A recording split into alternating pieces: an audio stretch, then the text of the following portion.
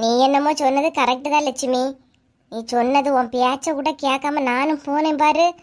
எம்மா எம்மா, கீதா கிட்ட மனுஷன் பேசுவானா? என்ன நிலை நிக்க லட்சுமி. நான் உங்ககிட்ட அப்பவே சொன்னேன், இவ்வளவு பிரச்சனையில போய் தலையை கொடுத்து மாட்டிக்காதீங்கன்னு. ஏன் வார்த்தை கேட்காம நீங்க ஏக்கா போனீங்க? ஆமா, இப்ப கடைசியில என்னதான் சொல்லியா? நானும் நினைச்சேன் லட்சுமி, சரி இதுவோ பயந்துல ஓடுதுவ, சரி எதுக்கு இந்த பிரச்சனைன்னு சொல்லிட்டு தான் முடிச்சு வைக்கலான்னு பார்த்தேன். சரி அவ்வளோ குவாலி ஒரு 1000 ரூபா கொடுத்து முடியுங்கன்னா கடைசி வசந்தியும் ஓகே தான் சொன்னா. எம்மா, 1,50,000 ரூபா மனசாட்சி இல்லாம கேட்க கீதா? 1,50,000 ரூபாயா? ஏன் எதுக்கு 1,50,000 ரூபா? அவ்வளவு கோழி முட்டை போட்டு அந்த கோழி அவ குஞ்சு பொரிக்க வச்சு அதை வளர்த்து அது முட்டை போட்டு அவ பெரிய பிசினஸ் தொடங்கலான் இருந்தாளாம். அதனால 1,50,000 ரூபா வேணா. நீ எப்பா, இது பகல் கொள்ளையா? பகல் கொள்ளையோட பெரிய கொள்ளையிலக்கா இருக்கு. எம்மா எம்மா, எப்படிலாம் யோசிக்கலாம் பாருங்க. கடைசியில போயிட்டனேன்னு ஆயிட்டு. எப்பா, பாஞ்சுக்கிட்டு தான் வாரா கீதா. ஆமா, பின்ன வாசியில பைசா கிடைச்சுன்னா எவா விடுவா? உங்ககிட்ட நான் சொன்னதை கேட்காம நீங்களும் என் பேச்ச மீறி தானே போனீங்க. உங்களுக்கு அது தேவைதான். எக்கா வாங்கம்மா. மகாராணியலா இல்லாத பிரச்சனையில அந்த அக்காலையும் இழுத்து விட்டுக்கிட்டு இப்ப என்ன இருக்கவளா இல்லையாலாம் பாத்துட்டு போலானே வந்திய? என்ன லட்சுமி அக்கா இப்படி பிரிச்சு பேசுறிய? அப்படியெல்லாம் இல்ல. சரி, நாங்களே 1000 ரூபா கொடுக்க சம்மதிச்சாச்சு. அது மீறி அவ 1,50,000 ரூபா வேணும்னு கேட்டா என்னக்கா பண்ண முடியும்? உனக்கு என்ன வசந்தி, எப்பவுமே உன் வீட்டுல என்ன இருக்கோ அதை வச்சு சமைச்சு சாப்பிட மாட்டியா? ஒன்னுல சமைக்கவே மாட்டா, பக்கத்து வீட்டுல வாங்கிட்டு தெரியா. இப்ப என்ன இது அடுத்த வீட்டு கோழியை பிடிச்சி குழம்பு வைக்க சாப்பிட்டியது? எக்கா தப்புதான். ஆனா நான் இது கீதாளுக்கு கோழின்னு நினைச்சு எடுக்கலக்கா. யாரோ ஒருத்தர் கோழி நினைச்சுதாக்கா எடுத்தேன். யாருக்கு கோழியா இருந்தா என்ன வசந்தி? அப்ப என் வீட்டு கோழி வந்திருந்தா நீ ஆட்டை போட்டு தானே தின்றுப்பா. இப்ப கீழே ஓடிவன், நான் உன் பின்னாடி ஓடிட்டு இருந்திருப்பேன். உங்களுக்கு நான் 1000 ரூபா தந்து சமாளிச்சிருப்பேன் இல்லக்கா. அந்த இது உனக்கு அப்படித்தானே? கொஞ்சம் கூட பயம் இல்லாம எப்படிதான் இப்படி பேசுறேன்னு தெரியல வசந்தி. ஏதோ நடந்து போச்சு. இந்த பிரச்சனையை முடிக்கலான்னு பார்த்தா அவ பின்தொடர்ந்துட்டே வராக்கா. கோழி குழம்பும் சோரம் வச்சு சாப்பிடும்போது ருசியா இருந்திருக்குமே. பிரச்சனையை ஃபேஸ் பண்ண ஒரு தைரியம் இருக்கணும். பண்ணுங்க, அப்பதான் புத்தி வரும். ஏன்க்கா இப்படி பேசுறிய? நானே எங்க போறது எடுக்குன்னு தெரியாம வந்திருக்கேன். எல்லாம் இந்த ராணியக்கால சொல்லணும். சும்மா இருக்க முடியாம இவையெல்லாம் பிரச்சனை இருக்கணும். உங்க கூட வந்தாவே இல்லையா, இவையில வச்சு கொடுக்கணும். ராணிக்கா, இப்ப என்னக்கா பண்ணதுக்கு? என்னம்மா பண்ண முடியும்? அவதான் 1,50,000 ரூபா வேணும்னு நிக்கியா. பேசாம ஜார்ஜ் கிட்டே பேசிட வேண்டியதுதான். இக்கா, இது எல்லாருக்கும் தெரிஞ்சா எனக்கு அசிங்கமாலேக்கா இருக்கு. யாருக்கு? உனக்கு. உனக்கு அசிங்கமா வேற இருக்குமா வசந்தி?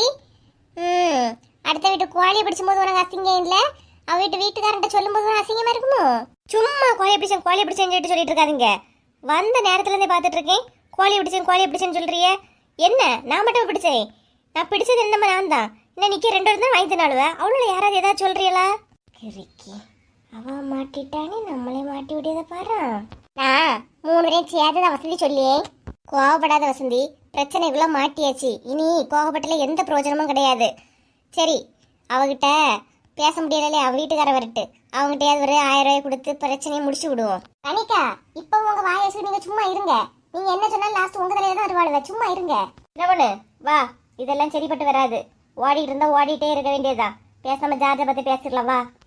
காலையில இருந்து நான் வீட்டுக்கே போகலக்கா. என் மாமியார் வேற என்ன தேடிக்கிட்டு இருக்கோம். அது வேற பெரிய பிரச்சனை பண்ணி விட்டுறாக்கா. இல்லவ நீ வா. இல்லக்கா, இவிய கிட்ட நீங்க கீதா கிட்ட பேசக்கூடாதுன்னு நான் விலைக்கு இருக்கேன் இல்லையா? அப்ப அவிய என்கிட்ட நீ என் ஜார்ஜ் கிட்ட பேசக்கூடாதுன்னு ஒரு கண்டிஷனை போட்டிருக்காவ, பார்த்துக்கிடுங்க. அவிய கண்டிஷனை என்னால மீற முடியாதுக்கா. அதனால நீங்களே போயிட்டு வாங்கக்கா. இப்படியே இருங்கண்ணா, இப்படியே இருங்க. நீ உன் மாமியார் பேச மீற மாட்டா, நீ உன் வீட்டுக்காரனை பேச மீற மாட்டா. இப்படியே இருங்க. எத்தனை நாளைக்கு நானும் பாக்கேன். பங்கு 19 மட்டும் வந்துகிட்டாளுவ. இப்ப பாரு பிரச்சனை நேட்டு கலட்டி விடியாளுவ. வசந்தி அக்கா, ஏ வசந்தி அக்கா, வீடு சின்ன பொண்ணு போட்டு போய் பேசிக்கிட்டு வரட்டு, அப்பதான் தெரியும். ஏமா இப்படி பண்ணிக்கிட்டு இருக்கிறிய? ஊரா வீட்டு பிரச்சனை ஏன் விலை கொடுத்து வாங்குறிய இப்படி? எங்களுக்கு என்னக்கா ஆசையா? அதுவா நடக்குதுக்கா. எது வேணாலும் நடக்கட்டு. இங்க பாரு சின்ன பொண்ணு, நீங்க என்ன பிரச்சனை பண்ணுங்க, எதையும் பண்ணி தொலைங்க. ராணியக்கால மட்டும் எதுலையும் இழுத்து விட்டுறாதீங்க, புரியுதா? இப்ப உங்களுக்கு நாங்க மாட்டினா எந்த பிரச்சனையும் இல்ல. ராணியக்கா மாட்டிடக்கூடாது, அவ்வளவுதானே. உங்க கூட சேர்ந்த பாவத்துக்கு அந்த பாவம் ஏன் அனுபவிக்குது? அதனால ராணியக்கால இதுலயே மாட்டி விட்டுறாதீங்க. சரியான ஆளுதான். இந்த பொண்ணு பிரச்சனை பண்ணாம இதோட முடிச்சு விடுங்கம்மா. மேல மேல வளர விட வேண்டாம். என்ன சொல்லியா? சரிக்கா, பேசி பாக்கியோங்கக்கா. ஆ சரிம்மா.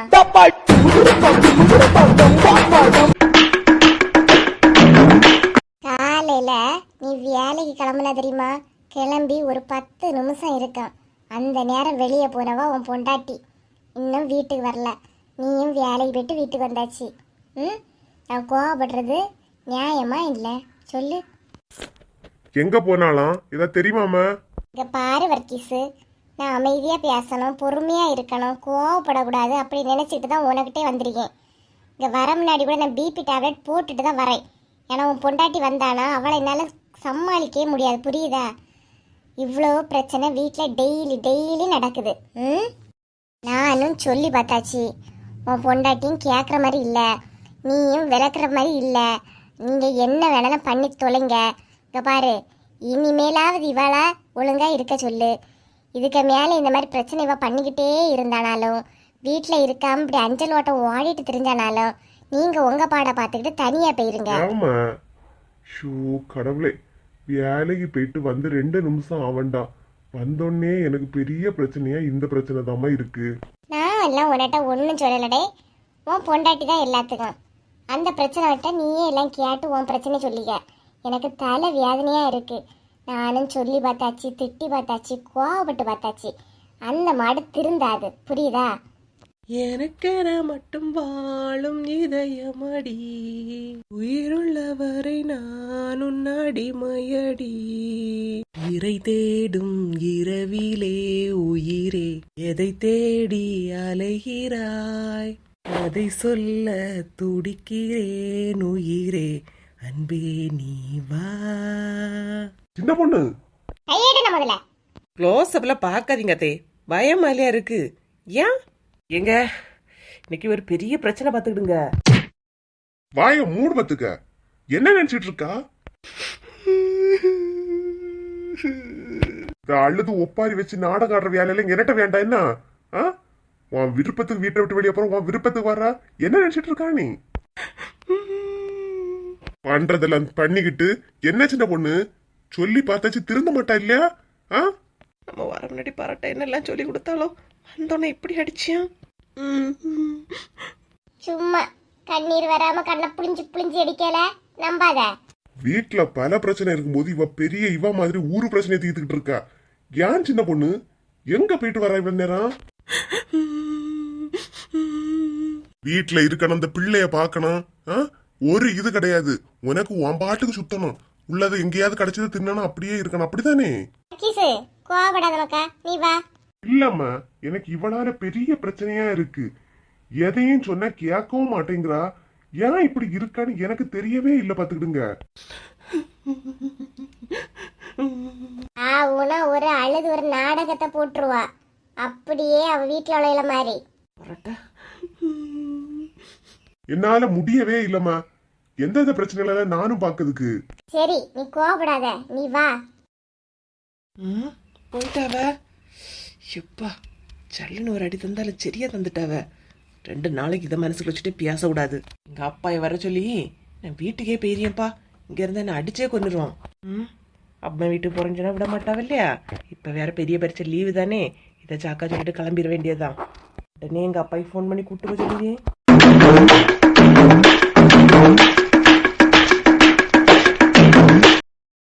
ஹலோ ஃப்ரெண்ட்ஸ், நம்ம சேனல் இவ்வளோ தூரம் வளர்ந்ததற்கு உங்களோட அன்பும் ஆதரவும் தாங்க காரணம். கமெண்ட் பண்ணிக்கிட்டு அதை நீங்கள் ஸ்வைப் பண்ணி விட்டீங்கன்னா ஹைப்புங்கிற ஒரு ஆப்ஷன் வருது. அதை எல்லாருமே ஹைப் பண்ணி விடுங்க. உங்களோட பாயிண்ட்ஸ் இந்த வீடியோக்கு எவ்வளோ கொடுப்பீங்களோ அதை கொடுங்க. மேலும் உங்களோட ஆதரவை நம்மளோட சேனலுக்கு கொடுங்க. இந்த வீடியோ பிடிச்சிருந்துச்சுன்னா லைக் பண்ணி, சப்ஸ்கிரைப் பண்ணி, கமெண்ட் பண்ணுங்கள். முடிஞ்சால் ஷேர் பண்ணுங்கள்.